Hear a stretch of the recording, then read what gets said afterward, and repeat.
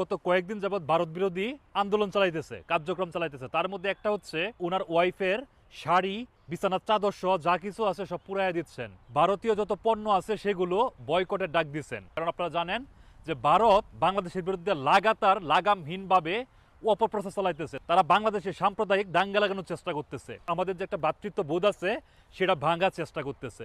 ভারত হয়তো ভাবতেছে ডক্টর মোহাম্মদ ইউনূস হয়তোবা একা, অন্তর্বর্তীকালীন সরকার যেটা গঠিত করা হয়েছে তাদের আশেপাশে কেউ নাই। তারা এইটা অনুধাবন করতে পারতেছে না যে অন্তর্বর্তীকালীন সরকারের সাথে পুরো বাংলাদেশ আছে, যত রাজনৈতিক দল আছে তারা সবাই আছে। ভারতের বিজেপির নেতা শুভেন্দু অধিকারী উনি বলতেছেন বাংলাদেশ নাকি ভারতের উপর নির্ভরশীল।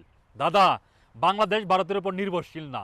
কারণ আমার পকেটে যদি টাকা থাকে আমি যে কারো কাছ থেকে যে কোনো জিনিস কিনতে পারবো, কিন্তু আপনার যদি বিক্রি করার লোক না থাকে তাহলে দিন শেষে আপনার পেটে অন্ন যোগাইতে সমস্যা হবে, আমার সমস্যা হবে না। আমার কাছে টাকা আছে, আমি মিয়ানমারে যাব, আমি ইন্দোনেশিয়ায় যাব, আমি পাকিস্তানে যাব, আমি যে কোনো জায়গা থেকে জিনিস কিনে নিয়ে আসতে পারবো।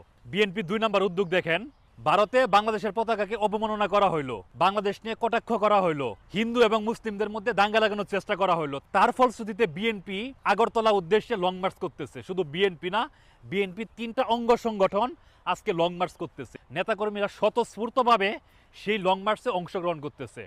তারেক রহমান ওই দিন ঘোষণা দিয়ে দিয়েছেন যত ধরনের আপনারা পোস্টারিং সাটাইছেন সব ধরনের পোস্টারিং আপনারা রিমুভ করে ফেলেন। বিএনপি যত নেতাকর্মীরা আছে সব নেতাকর্মীরা নিজ উদ্যোগে পোস্টারিংগুলো নামায় ফেলতেছেন। একটা বড় রাজনৈতিক দল হিসাবে আপনার কিন্তু এগুলো করা উচিত। যখন দেশের সার্বভৌমত্ব নিয়ে প্রশ্ন আসবে তখন আমি বিএনপি বুঝি না, আমি হেফাজত বুঝি না, আমি অন্য কোনো দল বুঝি না, আমি হিন্দু বুঝি না, আমি মুসলিম বুঝি না, আমি দিন শেষে বাংলাদেশের নাগরিক।